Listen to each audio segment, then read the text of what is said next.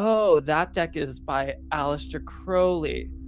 Ooh, he's like the Lord Voldemort of like the occult revival. Ooh, that's not good. So one of the challenges people have when they pick up the Thoth deck is it's very abstract. Whereas the Rider-Waite Smith tarot tradition and a lot of the decks based off of that, it's very illustrated. It's very easy. Phase 1 is all about learning to read the cards for life as it appears to be. And that's very effective because it's really great to have a tool like tarot to kind of check in and see, okay, what do I need to know about this week, this year? What can I look forward to? What do I need to watch out for?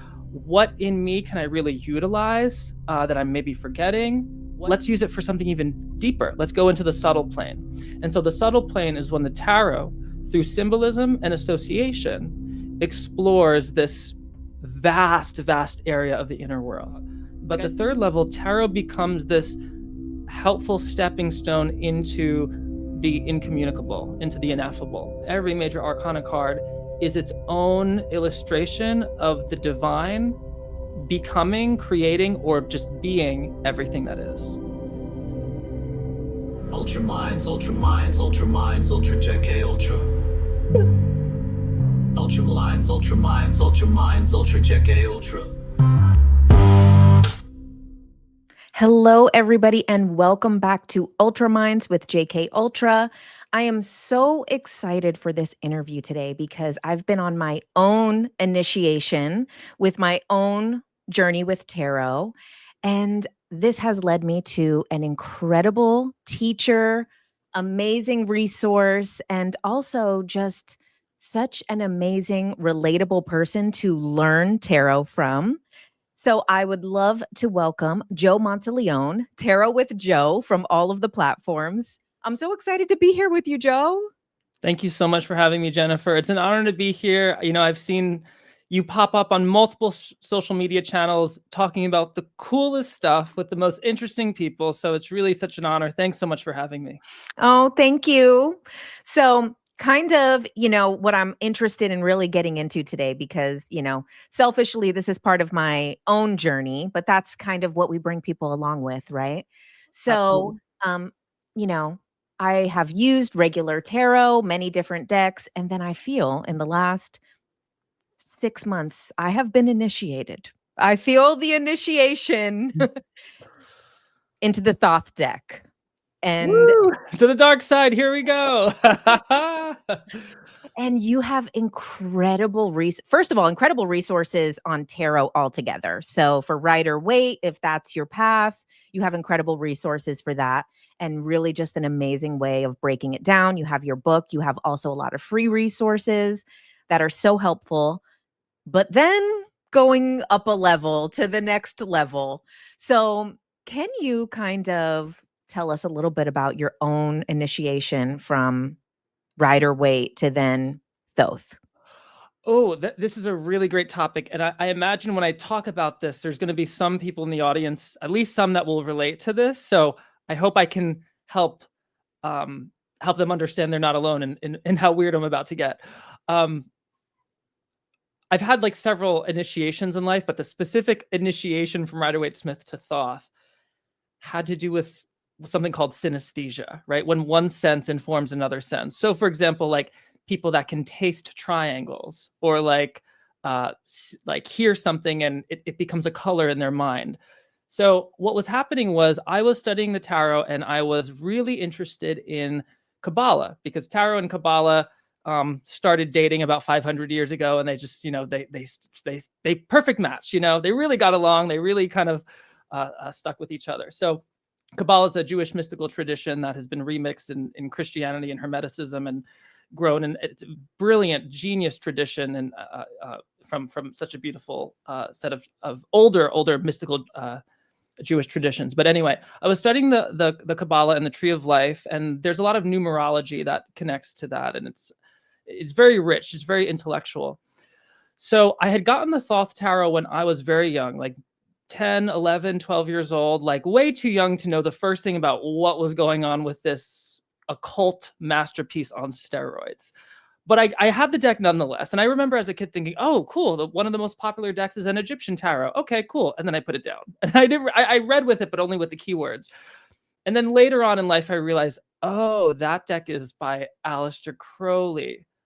Ooh, he's like the Lord Voldemort of like the occult revival. Ooh, that's not good. Maybe I probably won't ever read with that because, you know, he has so much bad press. And so I didn't like intend to read with it, but all of a sudden I started to think like, you know, the deck itself was sharing the same mysteries as what I was studying in the Rider-Waite Smith tradition, only more explicitly. And so one of the challenges people have when they pick up the Thoth deck is it's very abstract. Whereas the Rider-Waite Smith tarot tradition and a lot of the decks based off of that, it's very illustrated. It's very easy. You see a picture, the picture explains what's happening. You have a storyboard. It's not hard to interpret something. I'm not criticizing it. It's a beautifully deep deck in its own right, but it's easier to use. The Thoth deck, on the other hand, at least the pip cards, the minor arcana, the numbered cards without like titles like the Magus or the Priestess, those cards are a little bit more pippish in the sense that they don't give you as much of an illustration, but more an abstract arrangement of suit symbols. So for example, the 8 of Swords is just 8 different types of blades in a specific order. And there's color and there's texture. There's a lot of things that give you more information, but it's harder than the 8 of Swords in the Rider-Waite Smith, where you see a person bound up, you know, blindfolded, clearly like trapped. So I remember one day I was really studying the Kabbalah and the Tree of Life and the numbers, and all of a sudden I could feel in my body the meaning of the number 2. And not just the meaning of the number 2. I was like, oh, I could feel 2, but wait, what else is this? I could suddenly feel the meaning in my body of the element of water, like in a whole new way. And then when I allowed my body to feel both the number 2 and the element of water, all of a sudden I was like feeling the 2 of Cups in a whole new way. So instead of like in the 2 of Cups of the Rider-Waite Smith, you have 2 people like toasting to each other. Maybe it's a marriage. Maybe it's like obviously a romantic couple or a partnership. You get a lot of information from the image. But when I felt the number 2 and water together, I felt the essence of the 2 of Cups in the Thoth deck. So I opened the Thoth deck. I pulled out the 2 of Cups and I was like, oh yeah, now I'm into it. Now, this is hard for some people because that's an abstract, a very subjective experience. That's not like, oh, in 2 weeks, you're going to find the love of your life. Totally different thing going on here. But I found I was even closer to the essence of that 2 of Cups. And the abstraction of the Thoth Tarot allowed me to get there. Now, before that, I have been studying Hermeticism and Kabbalah and astrology and other things up until that point. So I had a background of knowledge to work with. But having that feeling, I was like, yeah, now I'm ready for this. Wow. Oh my gosh. That's such an incredible, I'm so glad that I asked you that, because that's really like, you know, where I'm at right now as I'm exploring it is like seeing that, you know, Rider-Waite is like very like self archetypal human experience. And then now as I'm going into this new direction, I'm like, oh, this is like universal. This is like cosmic. This is like all of consciousness. And so can you talk a little bit about kind of those different levels that they're working on? Absolutely. So the deck was painted by Lady Frida Harris, and it was directed by Aleister Crowley, who was a between late 1800s to 1900s magician, ceremonial magician, writer, mountain climber, occultist, genius, and not very nice guy, but very, very interesting, brilliant. Such a character, like really, he's so interesting. So he when you read the Book of Thoth, which is what he wrote about his own deck, you learn pretty quickly that, you know, he had different goals, and there's different layers of understanding the deck. But 2 pretty obvious goals he had for the deck was, 1, take all the Christian iconography out and replace it with Thelemic iconography.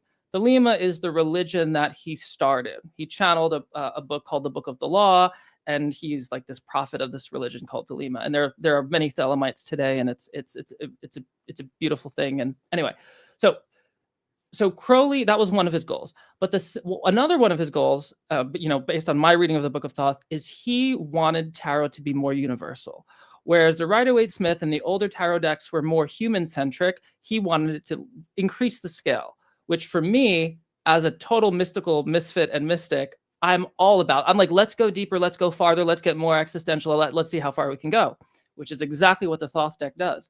So a perfect example of this, which he actually says explicitly, is that he changed the suit of pentacles or the suit of coins to the suit of discs, because coins are obviously a human invention. It's what we use. Coins are not this universal cosmic thing.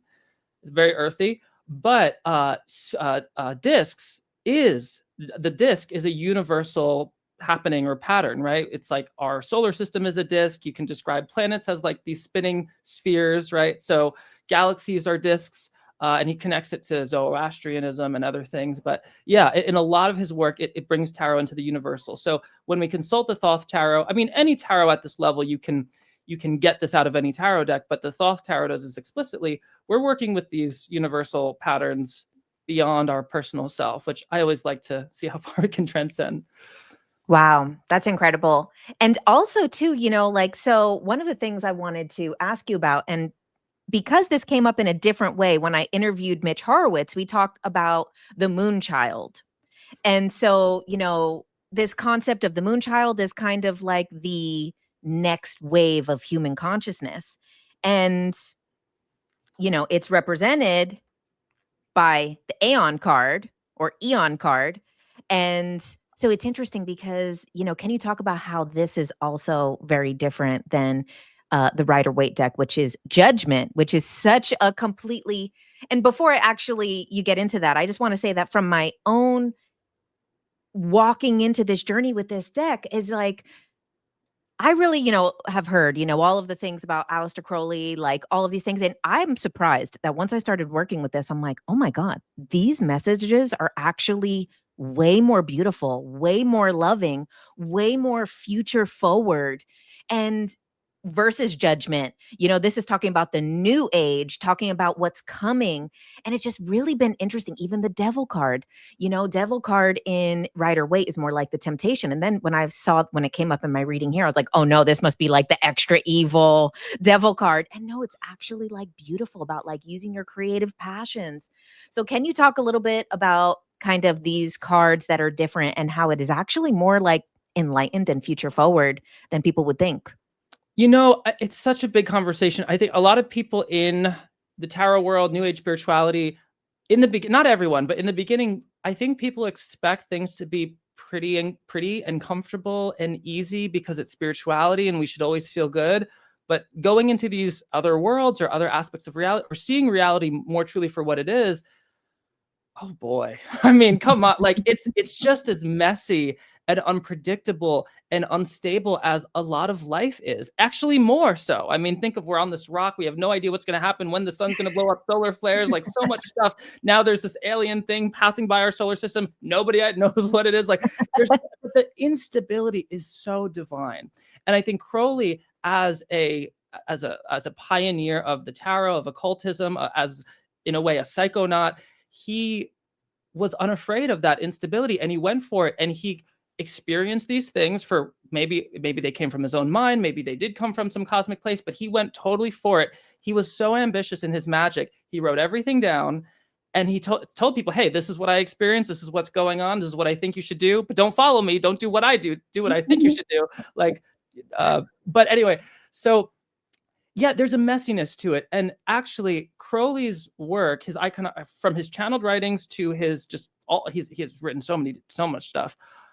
It's so sophisticated. And I feel like one of the signs of sophistication is a balance of what is comfortable and not comfortable, because it takes a level of courage to go there. So when we like Crowley's iconography, his gods and goddesses, like for example, Babylon, she is kind of like a modern day Shakti or Kali. Kali is that Indian goddess who is, she's life and she's form and she's Maya and she's all this stuff, but she's also death, right? She wears a waist of human arms and carries the skull, and it's like and that's exactly what Babylon is. Babylon carries this this cup of the saints, the blood of the saints and the martyrs, and the metaphor is that when we die or when we evolve, we give our blood up to Babylon, which is she gives birth to all form anyway. So we're going to go back. So yeah, the image is like intense, but dying is intense. It's this very intense experience. Initiation is intense. Ego death is so intense, but it's so divine on the other side. So he incorporates all of that. And his new Aeon, he has this philosophy that we've entered this new Aeon of Horus.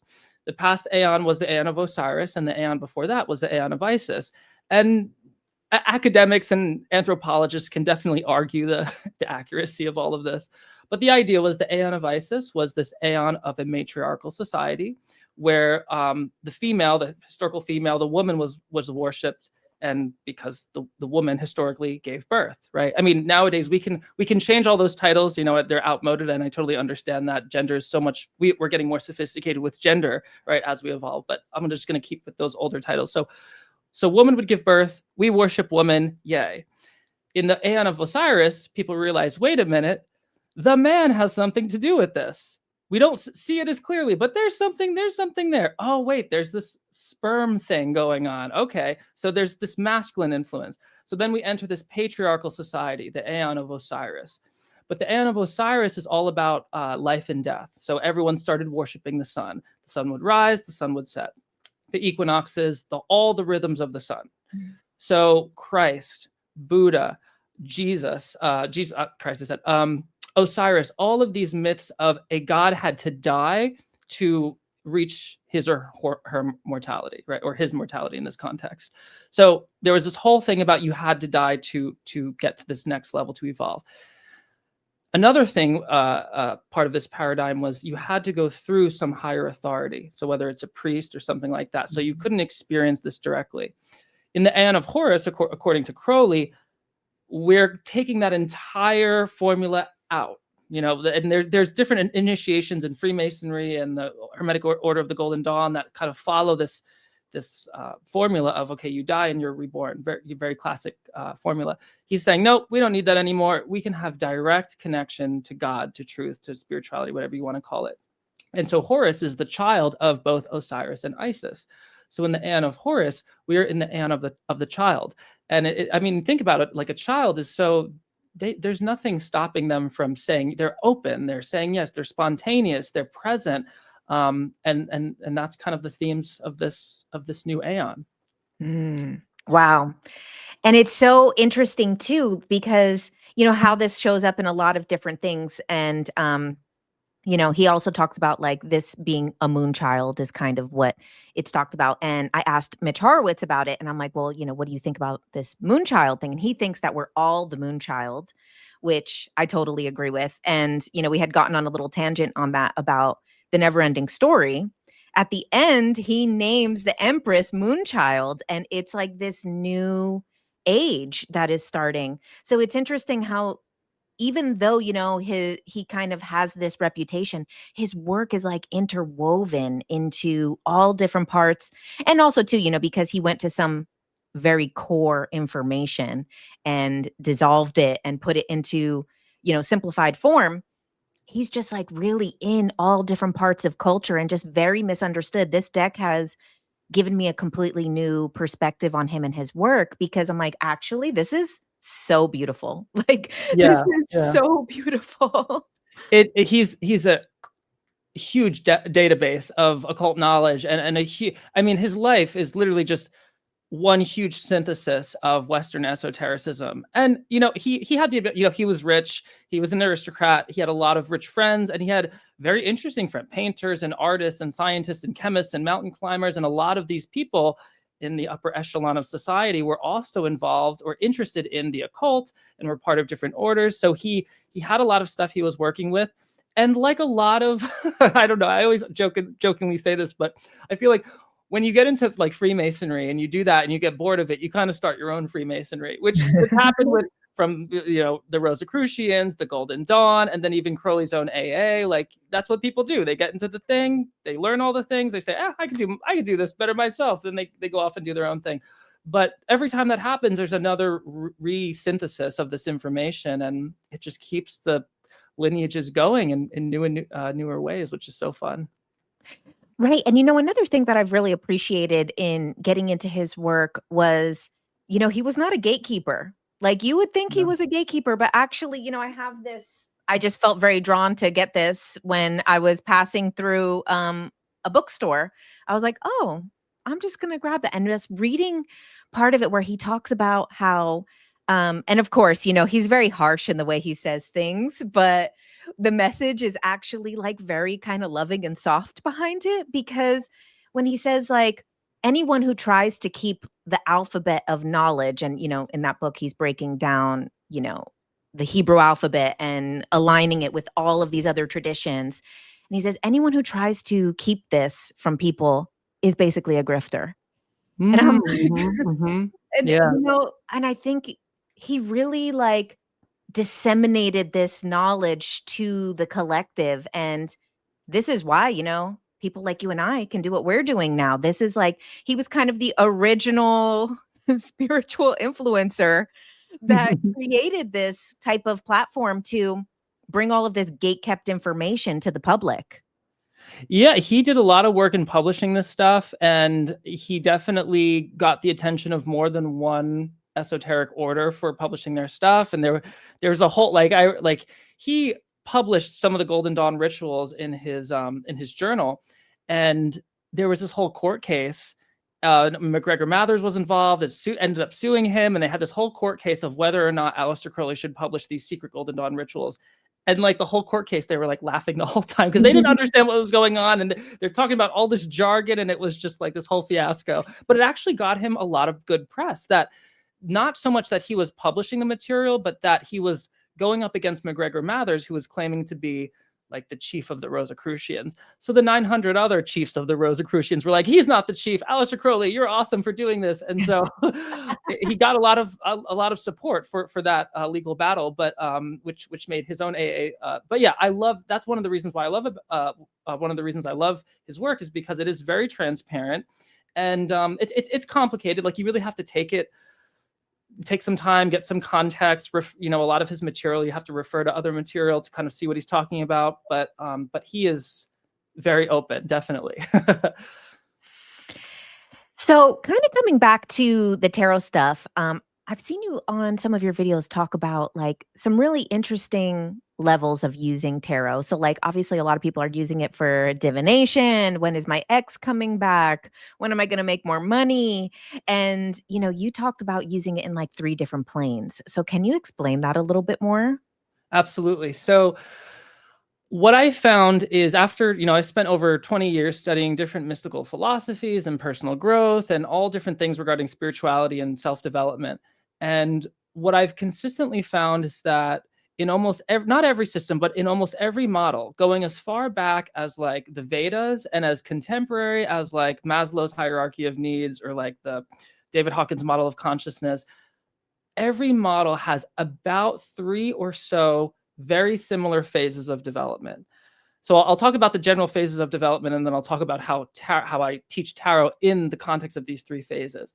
So the first phase is where we look at the world as something that we absolutely can't control, and we're totally the effect of the world, and we're just moving. It's a very Newtonian look at the world. This knocks into me, I knock into them, and then cause and effect. We can't control it, and we're just an effect of it.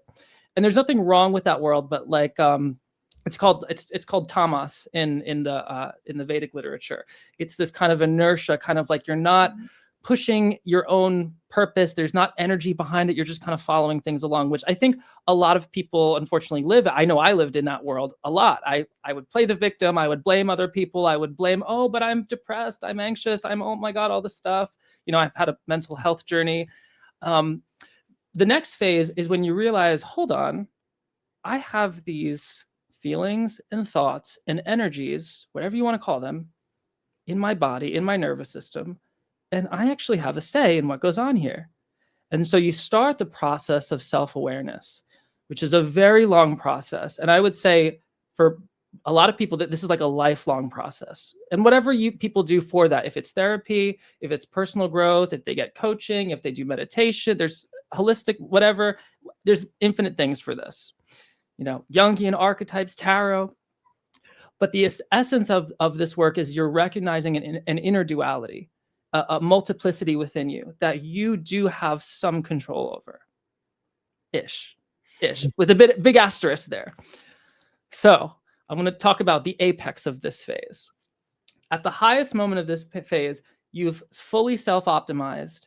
You have your emotions, your feelings, all the stuff is in order, childhood, whatever. You've done all the work you can possibly do, and you're living literally the life you've always wanted. You have all the money you've ever wanted. You have the partner you've always wanted, the family, the children, the grandchildren, whatever you've wanted, you've pretty much gotten in this life. That's the height of phase 2. what happens here, and I've seen this because I've been in rooms full of millionaires, once, literally just once. I was the poorest person in the room. Anyway, when you get there, what happens is you realize you're still not happy. You got everything you want, but there's something missing. And it's very hard for people at this phase to find out what's missing. But the thing that's missing is a complete redirect of understanding what you are. And so from this moment forward, the only thing that can really take you there is mysticism. Now, there are other things that can pretend to take you there, like very extreme heightened experiences, like doing a bunch of drugs, having a bunch of sex, doing like extreme sports. Like that's why you see like a lot of millionaires and billionaires doing insane things, like getting into rockets and flying around space. And like they give you that sense of decentralization, getting out of yourself. But the only thing that can really bring you to the next phase is mysticism, which is ultimately looking at what the hell all of this really is and getting comfortable with that. Because getting comfortable with that is getting comfortable with dying. So mysticism is when you look at being itself, purely undifferentiated being, and how you are in all of that being.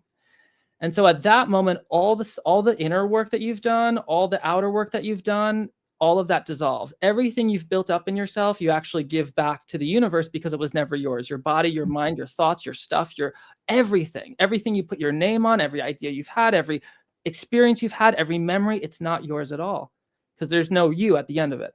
That's the level 4.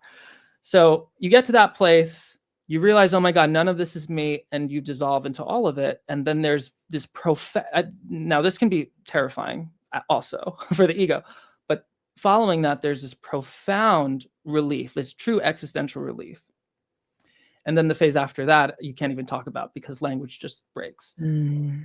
So that is what I've consistently seen in all these different traditions. And the reason why I teach this is because people need to know that not one phase is better than the other. They're just different contexts of work. So like, that's why people get spiritual teachings from one teacher and get completely opposite contradicting teachings from another, because different teachings work on different ways of looking at reality.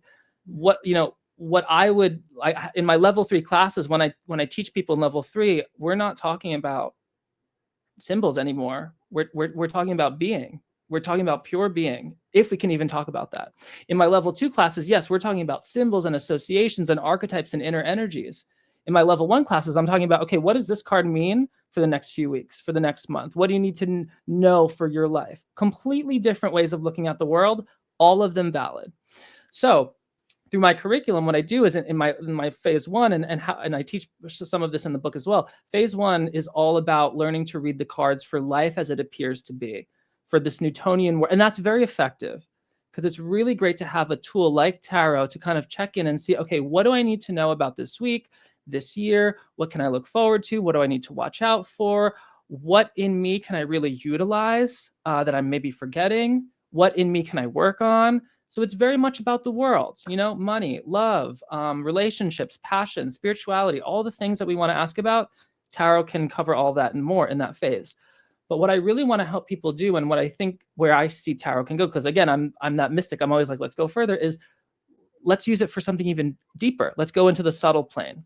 And so the subtle plane is when the tarot, through symbolism and association, explores this vast, vast area of the inner world. Like, I feel like we know more as the human race, we know more about the surface of the moon than we do about our inner psyche. Like as Carl Jung was, you have the astronaut of the moon, and then you have the psychonaut of Carl Jung exploring these inner recesses of the psyche. So that's what tarot does at this level. And we use tools. We have many tools to navigate all this, right? We have like the Kabbalistic tree of life. We have the zodiac and the deacons and the planets. We have numbers. We have imagery. So lots of things we can use to help, many maps to navigate all of this. And then in the third level, which is very hard for me to talk about, but the third level, tarot becomes this helpful stepping stone into the incommunicable, into the ineffable. And really at its core, especially the major arcana, every major arcana card is its own illustration of the divine becoming, creating, or just being everything that is. And so each major arcana card, you can trace it right back. The imagery is just another way, another lens of looking at the divine or the all, which is both everything and nothing. And that's my favorite place to be, because when you're in everything or nothing, nothing can hurt you. There's nothing to worry about. Wow, it's beautiful. I love how you bring this all back to consciousness, to oneness, to because I really think, that's what's needed in this space as tarot becomes more kind of just commonly used by everybody, which is a great thing that it's becoming a tool for day-to-day life.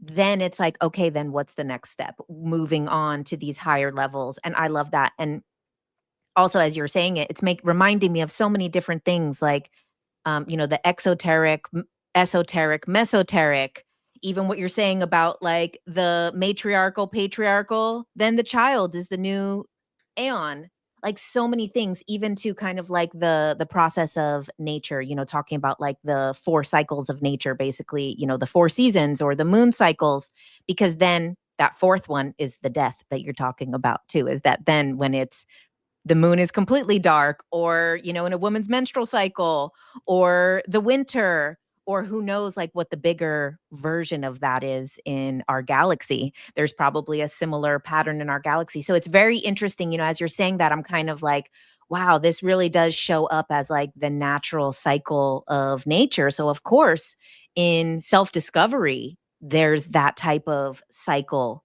which then goes to the point of, like the new moon where it's dark in the sky. Absolutely. Yeah. What a ride it is. Absolutely. Yeah. But I think what I'm interested in now, and I'm starting to teach some of my level 3 stuff publicly, kind of as an experiment, but I'm starting to see people that maybe we're in all the phases at all the time, but people that are maybe in their kind of level 2 area or level 1 area, or focusing on that way of looking at the world, they kind of jump over to that last part with me, and then they have this moment of like, oh wow, I've never experienced this piece, or like nothing existed and it's just being. And that's my favorite part. When I see it in their eyes, I'm like, that's it. If you hang on to that, that's all you got to do, because it just takes a glimpse. And every tradition talks about this. I'm a big fan of Advaita Vedanta. They talk about this a lot, just having that glimpse. You have that, and I think a lot of people interested in this work and interested in the esoteric or tarot have had some sort of glimpse, because otherwise, why would they, put any stock in this type of stuff? So all you have to do is have that one glimpse and then own that. And then, yeah, it's yeah. Yeah, it's really beautiful. For me, it was definitely with ayahuasca that I had the glimpse. And then after that, it was like coming back to the ordinary world with new eyes, which, is again, the hero's journey that we see in the major arcana, at least of the Rider-Waite, where it's like, then you return with the elixir. You get to come back to the ordinary world, but now you have the eyes to look at the world differently and to experience it differently. And of course, there's still going to be traffic. There's still going to be somebody cuts you in line at the grocery store. There's still going to be someone who triggers something in you. So it's like what you said, is like you get this glimpse and then you get to kind of live a new life. We're still here in human life and we're still going to be triggered by stuff. I mean, ayahuasca is definitely like a jetpack going up those planes, or going up the tree of life, or whatever model you use. And it's like, phew, and then you're like, you come down, and you're like, oh boy. But yeah, just like that. Cause like just in ayahuasca, you go through the subtle plane, you see all the whatever's there, entities, aspects of yourself. And then there is that moment of the final fulcrum, as ayahuasca is so linked to dying, DMT. And it's very interesting. And so another thing that I saw you talking about that was really interesting was about how like the 4 elements, which as everybody knows is connected to the 4 suits, but this is also connected to like different yogic traditions and different practices. Can you talk a little bit about that? Yeah. So the 4 elements they have a very interesting history. So the 4 elements, fire, water, air, and earth, elements of astral birth, however you want to call it. I think I just quoted Scott Cunningham or something, but people have been working with them for a long time. The oldest account that I have found of those 4 particular elements in the quote unquote Western world would be from Empedocles, which was a pre-Socratic philosopher. And the pre-Socratics are so cool because they are absolute mystics. Like the way they write, they don't talk about virtues. They don't talk about you should do this, you should do that. They're not super intellectual. They are pure, well, they are intellectual, but they are pure mystics. They don't give a they're just like, this is reality. They're so cool. Like Parmenides, he has one poem on nature, and it's really all you need. And the essence of the poem is, it is. It's a mantra. It's a Mahavakya. It's just like, you are that, like that they say in the Vedas and in one of the Upanishads. He just says it is. Anyway, one of them, Empedocles, talks about the elements in this beautiful way of how the entire run of the universe is how they divide. The universe goes through its evolution by the elements dividing, and then eventually it reverses and the elements all come together into union. And so we're either dividing the elements or coming together. And that's like a huge, unthinkable amount of time for the whole universe. But again, he was also another non-dualist. But the elements can be kind of used in a lot of different ways of looking at different modes. And a lot of things happen in 3s and 4s and 7s, and there's a lot of ways to play with numbers. But one of the things I've noticed about the elements, I've enjoyed attributing them to the 4 yogas. So the 4 yogas are, there's karma yoga, which is the yoga means union. So all the yogic paths are paths to union with all that is. And there's very different ways to get there. And this is actually a very important point that I always want to be very clear about. Things that I teach in the academy are a synthesis of different paths that alone are very different from each other.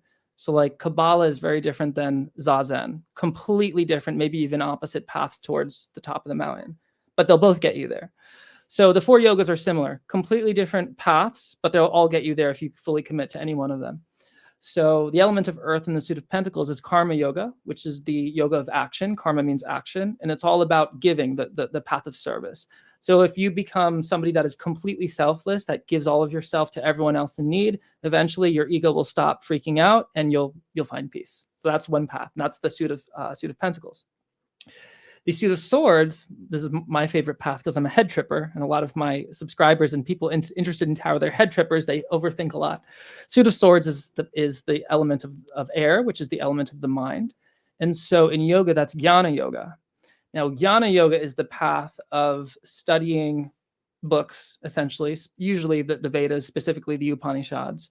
And through the influence of the teacher and through these sacred texts, you have this realization of truth. It's very philosophical, and I really like that path. I think the way, years ago I had a student tell me, Joe, what you're teaching is very like Vedanta. It's very like jnana yoga. And I didn't even know what Vedanta was years ago. And then I started researching it, and I was like, oh, this is exactly how my mind works. So it's about using the mind to almost undo the mind philosophically. And it's the path of self-inquiry. So really going into yourself and seeing, who am I really? What is all this really? So that's my personal favorite. Then there is the Bhakti path, which is the suit of cups and the element of water. And the element of water is our emotions, our feelings, our relationships. So water is interesting because water can reflect us, right? There's a reflection. So there's a symbol of otherness. Another thing with water in the suit of cups are vessels. So as vessels, they take water and they separate them, just as we are like vessels of consciousness that are, quote unquote, separated from each other. So the suit of cups in the tarot is all about relationships, love, family, other. In yoga, this would be bhakti yoga, which is the yoga of devotion. So in this path, what you would do is you would give your heart to God or a goddess or a figure or an image so much that you're dissolved with that love. And a lot of people I work with are, not everyone, but there's definitely a handful of people I work with that really everything comes from the heart space. And they just have an inclination towards that path of just boundless love. Sufism is very like that. So I've heard. I'm not an expert at all in Sufism, but that's what I've heard. And then the last path would be, the last suit of the tarot would be the suit of wands, which is the element of fire. And that path is Raja Yoga, which is meditation and working with the Kundalini and working with the energy body.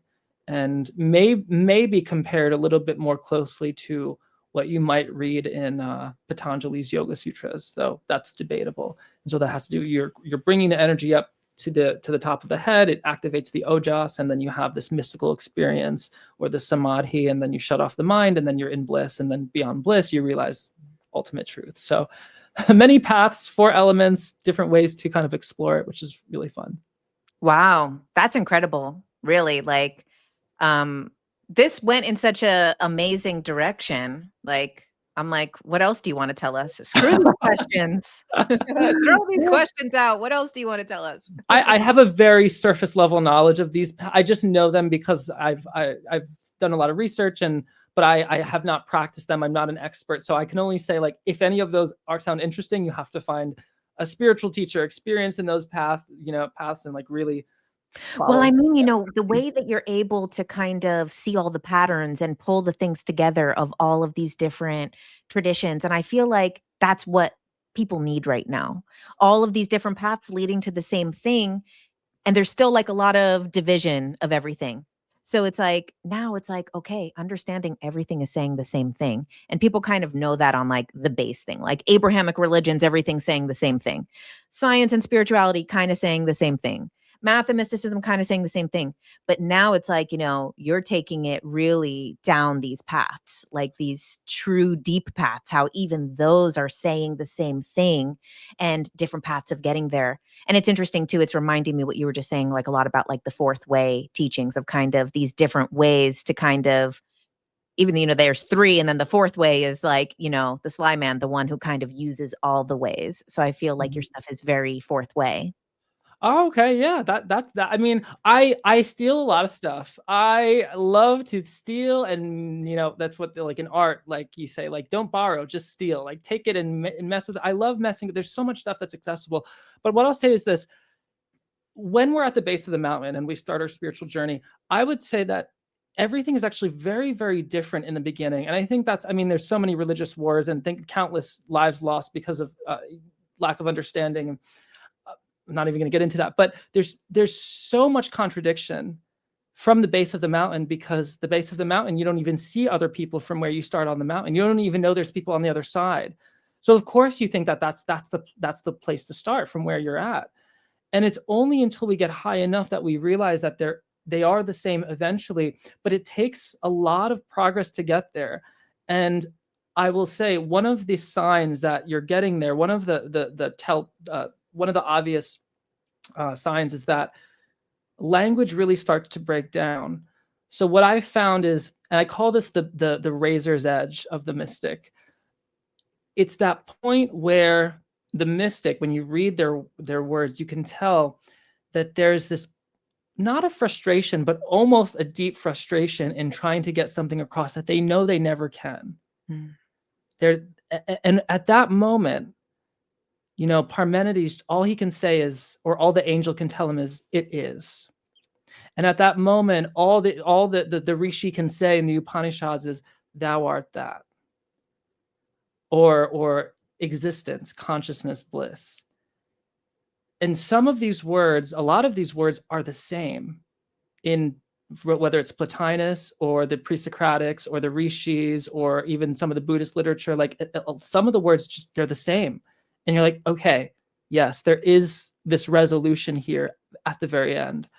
And it's the best thing, because as mystical misfits, I feel like we gaslight ourselves, right? We have experience and was like, well, society doesn't really agree with this, and this doesn't really happen to a lot of people, so maybe I just made it up, right? But when you read this, it's so comforting to know, like, no, like, yes, mysticism sounds insane from at the base of the mountain, but when you read enough, people that are up there, like, oh, okay, there's that resolution. And I think there's a part of us that recognizes that resonates with that at some level, because it's actually the most obvious thing there is.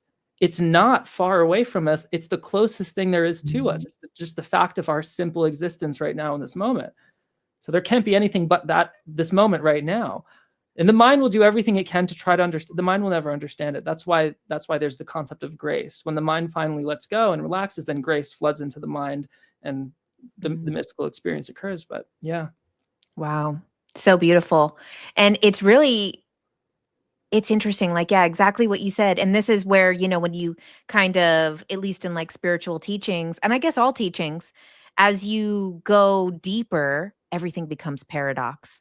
Like, I was explaining the other day on one of my live streams, people are like, well, how could there be like, there's one truth. How could there be another truth if truth is truth? And they're like, well, how could you like believe something and then you go deeper and disbelieve it? You should believe it more. And, we know how that happens in spirituality. It's very like the deeper you go, you are more in paradox. How are we all one, but how are we all individual souls that, and these questions that people ask in spirituality. And then even too, like in science, we have like physics, there's like states of matter, solid, but then you go deeper and you're like, oh, well, quantum physics, there is no solid. Everything is just vibrating particles. There's no such thing as solid. So like, as you go deeper into where I kind of feel like from what you were describing before, that kind of second middle level can be very confusing because it's kind of, and even like you were talking about Freemasonry before, when I had, in my more conspiracy type of dualistic type of thinking, I would read these things and be like, whoa, wow, this must be like some type of mind control or whatever, where they kind of the next level, you find out everything you learned in that previous level is like not really true. But then as you really start going deeper into any type of teaching, that's kind of what happens is what you learned previously is not actually the full truth. It's just one telling of it for that level of understanding. You're so right. I'm so glad you said that. You're so right. And this can frustrate people, but anytime that this happens, it's a sign of growth. I'll give you a very fun scientific example, just because I think science is so cool and it's the farthest thing from what I understand. But we live in this Newtonian world. Like most of what people build, most of what engineers create is based on Newtonian physics, because those are the rules of the game on our scale. But when you start working with planets and solar systems and galaxies, the same rules don't apply. You have to go into this completely different paradigm called relativity. Thank you, Einstein, right? So it's a completely different set of rules that contradict, Newtonian physics. Completely different thing where time and space are actually maybe the same thing, or who knows, whatever. And then if you go really, really small, like smaller than subatomic particles, eventually things get very quantum and things aren't explained. And there's a whole different way to explore things. So I think it's all about scale. And I think in spirituality, the scale of there are rules that apply on different scales, which is another reason why I teach tarot on these three phases, on these three completely different contexts, because a typical tarot reading might tell you, okay, in a couple of weeks, you're going to go on a date. It's going to be the love of your life. But on a more subtle scale, we know that that's, maybe, I don't know, do we want to put all of our stock in predictions? I don't know. But what we can say is, maybe the Empress and the Two of Cups showing up shows that person in this moment is truly open and ready for love and has the courage for it. And so they're going to take the actions to make that more possible, go on that date, be open, whatever.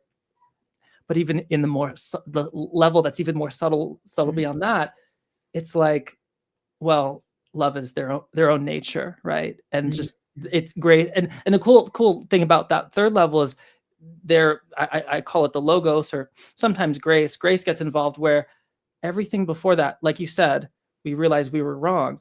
And because I used to be a coach, and I used to coach people on all sorts of personal development and love and business, and I love coaching. I love personal growth. It's great. But all those rules end on the third level, because what you realize is you never had any say in the matter anyway. And one of the scary things of level 3, and you'll see this in, I think, a lot of the great traditions, is we actually do abandon a level of personal free will. And in so doing, abandoning personal free will, there's a whole nother level of freedom that we can't even talk about with our minds.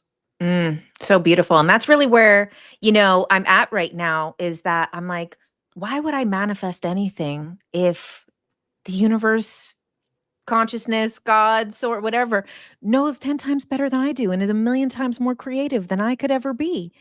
And the same thing too, like earlier in my spiritual journey, I was very much about like, oh man, we gotta save the earth. We gotta wake up the people. We gotta fix things. We gotta raise the consciousness. And then, Totally. after that glimpse in the ayahuasca, like I came back and I'm like, oh, everything's perfectly exactly where it needs to be. And, that's very triggering, like you're saying, at the bottom of the mountain to say, like, okay, well, if there's still messed up things happening in the world, then how do I know better than creation? How do I know better than Mother Earth? How do I know better than humanity, which is millions of years old and is on its own journey? Is it just my ego or thinking I know better, or me wanting to escape guilt of knowing people are suffering, or me wanting to escape the feelings of sad stuff is happening, children are this, people are this, And it's like, that's really, so I saw in your most recent video, you were talking about non-duality. So can you kind of get into some of your ideas around that? Yeah, absolutely. So non-duality is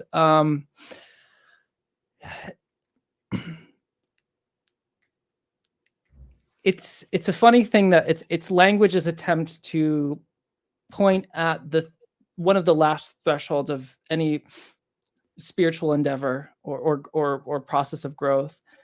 And I find it to be the last moment in all these different mystical traditions. And many will disagree. So, academics will a lot of times will parse out the differences between, these different traditions and show how they're actually not the same. And that's valid because there's a lot of differences. But even in that, the mind wants to divide and separate all the time. And it's good that it does, because it allows us to have this conversation and this podcast and life. And there's so much fun stuff going on. And, I have this amazing iPad mini that I'm addicted to, because I'm just like, look, life is great. It can be great. And it's also challenging, and there's so much suffering, right? But the divisive aspect of the mind lets us, it is the mind, which is the engine of time and space, the very engine that separates things in time and space, that allows us to have senses and experience all this stuff, right? We can separate objects. Non-duality is the moment when the mind, and the image I like to give people is, just because it's kind of fun, is I always imagine, and this is my definition, my visual of grace. So my visual of grace is if you were to unhinge the mind, like take the top of the head, there's a hinge at the back of the head, and you take the lid off the head, and inside is your brain. You open up your brain, and you realize there's nothing there at all. It's just negative space. And being negative space as a vacuum, it pulls in the universe. Mm-hmm. It literally commands the universe to come into itself. And dare I say, command God. I'm actually pulling from Meister Eckhart here, the Christian mystic, who total non-dualist, right? So even in Christianity, he was totally getting there, right? So being that vacuum, being nothing, you pull the universe into yourself, and that's grace. And and that's why a lot of mystics will say, well, eventually the last step of enlightenment, you can't choose yourself. It has to be something beyond you, whether it be God or whatever, the universe pours into. But it feels like it kind of comes in, and all of a sudden you realize you're completely saturated with everything now, and you've always been saturated with everything that is. This very quality of the fact that we exist now. And there's no beginning to it in time. There's no end to it in time. There's no beginning to it in space. There's no end in space. We experience space, we experience time, but that which is experiencing both time and space has no time or space. It's eternity looking into the world of time from its boundlessness. So at that moment, the only thing we can say about it is it's non-dual, right? And I like using that word because I think for a lot of people, it points to that, but it's very hard for me to use that word as well, because no words can describe it.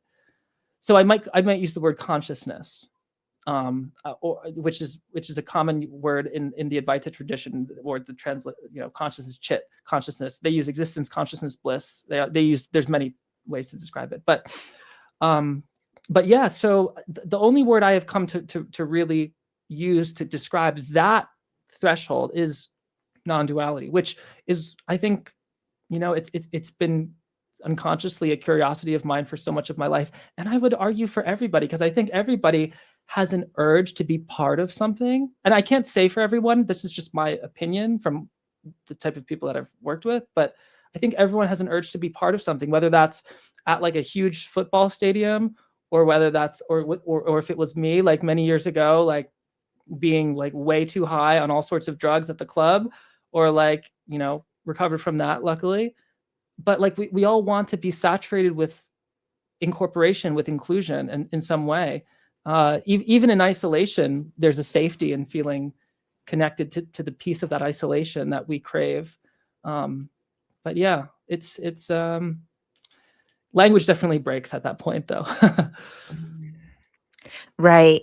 And again, it kind of goes back to those paradoxal teachings that everything kind of is both. And that's where, again, it comes kind of that surrender. Once you surrender, once you trust, once you kind of get that glimpse, it's easier to accept that two different things that are opposing can both be true. Exactly. And you mentioned this really beautifully. You're coming back down the mountain from your ayahuasca experience back into the world of like, oh, well, what should I do? Like if God knows better than me, is more creative than me, there's a balance there. And there's a bit of a challenge there of realizing, okay, you've had this glimpse, you come back into the world, and then it's like, well, what do you do? And I think one of the things because I have a lot of ego. I'm a vain person, I will admit. Like, and I think that's what makes me a little good at like social media and like YouTube. Is like I love getting on the camera. I love sharing who I am. But what I've noticed for myself consistently is when I do things really rooted in ego, it can be effective. It can, right? A lot of our world is run by people based on ego, and I do operate from ego part of the time, and I'm working on it, right?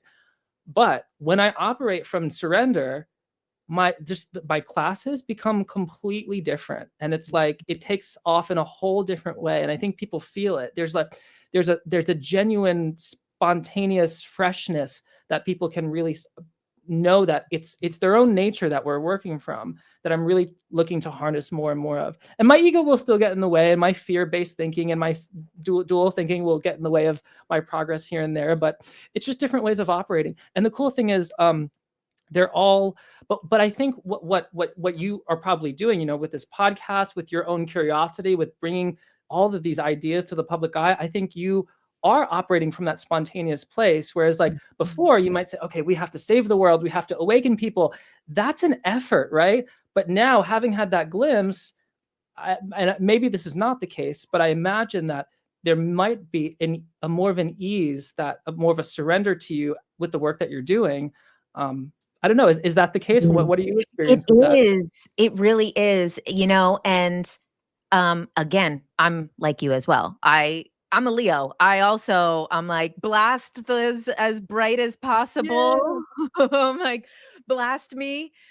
So, I have that kind of balance of like wanting to be in flow, wanting to do whatever creative thing kind of I feel like, and not posting if I don't want to post, not promoting something if I don't want to promote it.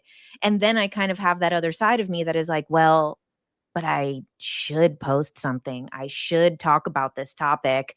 And, that balance I've in more surrender. And then, coming back to the Thoth deck, at this point, I've been getting a lot of the Princess of Cups again and again and again in my life. And, I recently my whole life has shifted in this last year. So I'm just like, okay, I am finding the balance between, creation, manifestation, and then kind of surrendering to like a greater creation and knowing which impulses to act on, or which of those impulses are coming from maybe fear, judgment, comparison, fear of being left out or something. Yeah, it's Princess of Cups. What a great card to show. I always see my sister Angela in that card. She's just very, she's so inspiring. She has cerebral palsy, and yet that never held her back from doing, like, she's working a job right now. She really overcame a lot of things, but she inspires me so much because, like the Princess of Cups, she is completely her in her world and doesn't get in her own way. Like, she is satisfied in who she is and what she's interested in. And like, we both were interested in like manga and anime, and like we geek out on things. And she just like, so many people in the world are displeased with themselves and who they are and where they're going. And they're displeased, and there's this conflict, yet they don't do anything to change it. She is happy with herself. And when she's not happy, she'll change it. She'll say what's on her mind until things are the way that she likes. And then she enjoys the life that she built. It's so inspiring. So yeah, Princess of Cups is like, right, the earth of water, right? The Princess of Cups is as seamless. She's as a princess, she's earth; as cup, she's water. So what she shows us is how seamlessly water goes into all of the plant life. and how all the plant life sucks up the water and life happens so seamlessly, just content with itself. What a great card to work with, and being in that contentment. And then in that contentment, nature does its thing, and organisms arise, and evolution happens, and organisms die, and it's all okay. There's no striving. There's no like, oh, I'm a tree and I wish I was a shrub. Like, it's just being exactly what it is. So I love that. Okay, so tell us about, your academy, your book. You have many offerings as far as resources. yeah. So I think the best place for people to start is my YouTube channel, which is youtube.com/Joe Monteleone. I have a lot of free classes on tarot, and I'm starting to put more content around mysticism, non-duality. There's stuff on Kabbalah. There's some stuff on astrology. Another thing is I have a lot of ebooks that are popular. I just have this tendency to, I'm really good at getting information and explaining complicated information in a simple way. That's what I've heard from my subscribers and my students. So I try to, be as useful as I can and take complicated information and kind of like really lay it out in a visual way that people can start to understand this. So I have about 8 or 9 free ebooks that go all across tarot and astrology and mysticism. And those can be downloaded for free at tarotmysticismacademy.com/e-books. A lot of people have been requesting physical versions of these, which I am planning they will eventually happen one day. However, the book that is published is Tarot Mysticism. It's published by Llewellyn, Tarot Mysticism, a Psychospiritual Technology of the Thoth Tarot, which is kind of an intermediate advanced book on the Thoth Tarot in the context of different mystical traditions and the non-dual understanding. It's a lot, but I always say read the first chapter and sit with that for a while. And then after the first chapter, then maybe go on to chapter 2 and the rest of it. Tarot Mysticism Academy is the school I created years ago as a place for people who want a deeper look into tarot. So people that are feeling like either they're feeling like they want to go beyond the basics, or they're feeling like there's a lot of contradicting information, or they just want to go deeper. They want to, connect with their intuition, really learn the bulk of what tarot can be in the context of all these mystical traditions and bodies of knowledge. So it's a very ambitious curriculum. There's 3 levels that follow these 3 phases that we talked about today. And in each level, there's various self-paced courses and online classes, sometimes coaching with me. And it goes up the tree of life, or up whatever model you use to understand reality and personal development. There's a lot of mystical misfits and weirdos like myself, which people don't always expect. They come in usually their first class, they meet a bunch of people and they're like, oh my God, I'm not the weirdest person in the world. Everyone here is like that. That's amazing. So that's one of my favorite parts about it. And we have a lovely, a small team of people that really do amazing work as well. Yeah. And then one other thing that I'm doing is once a year, I do some sort of mastermind where I do a program where I mentor people who want to develop some sort of spiritual business. So it started with tarot readers, but lately I've been working with all types of people, coaches, spiritual teachers, consultants, even people in medicine, psychiatrists, therapists, clinicians, people that want to take some of their work and turn it into some kind of spiritual career, which is my other. So I have a lot of Pisces, but I also have a lot of Capricorn. So in that program, I coach people in doing exactly what I do, which for me was a wild ride, but I do this full time. Like I teach tarot full time. Like tarot and spirituality and mysticism is like my career, and it's allowed me like financial freedom, luckily, to create more and more stuff, write more stuff, make more content, and it was a completely liberating experience for me. So I want to show other people how to do that, and it's one of my favorite things, seeing people really take off, learn how to get themselves out there, show up in the world, and really bring this amazing wisdom to more and more people. It's wonderful. So all that information can be found at tarotmysticismacademy.com. And then all of my more short form, other social media channels, Instagram, TikTok, Tarot with Joe. Wow, incredible. And also too, that mastermind is really what's needed, because there's so many people that are trying to transition into what they feel their calling is, but don't know how to, with this like kind of 3D pentacles world, turn this calling into something. So that's incredible. And I'm sure people are going to be wondering, do you still offer individual readings? I do. It's not something I promote as much, just because my schedule is really hectic with teaching and other projects. But I do offer readings. So if someone does want to book a one-on-one session with me, all my one-on-one sessions are the same. So the session could be tarot, it could be healing, it could be coaching, consulting, whatever you want to work on. That you'll also find at tarotmysticismacademy.com. On the menu bar, there's some place to say like book a session, and you'll be able to book a session with me. Awesome. Joe, this was such a pleasure. Oh my God. Like went in such a direction that I so enjoyed. This was such a treat. I would love to do this again sometime. Maybe we'll find another topic to talk about. This was so much fun, and I really appreciate you and all of your wisdom. Thank you so much, Jennifer, for having me. It's such an honor to be here and actually talk to you live. I've seen you so much, from your amazing content. And thank you so much for the work that you do. You're just bringing so much interesting cutting edge material and mind and spirituality and counterculture and all different areas to people. And it's really wonderful work. So thank you so much. Thank you so much.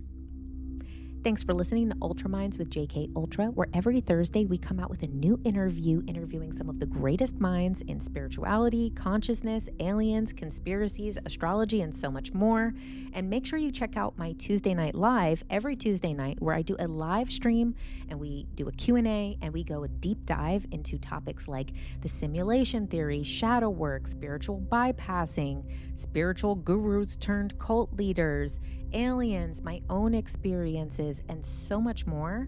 So make sure you subscribe, put on notifications, and if you would like to support my work, you can also become a subscriber to my Substack, which is $11 a month at jennifercarmody.substack.com. And once a month for our paid subscribers, we do a live event where we do a group hypnosis, a group meditation, or a group manifestation exercise. And thank you so much. Make sure that you subscribe, comment, do all the things, all the YouTube stuff.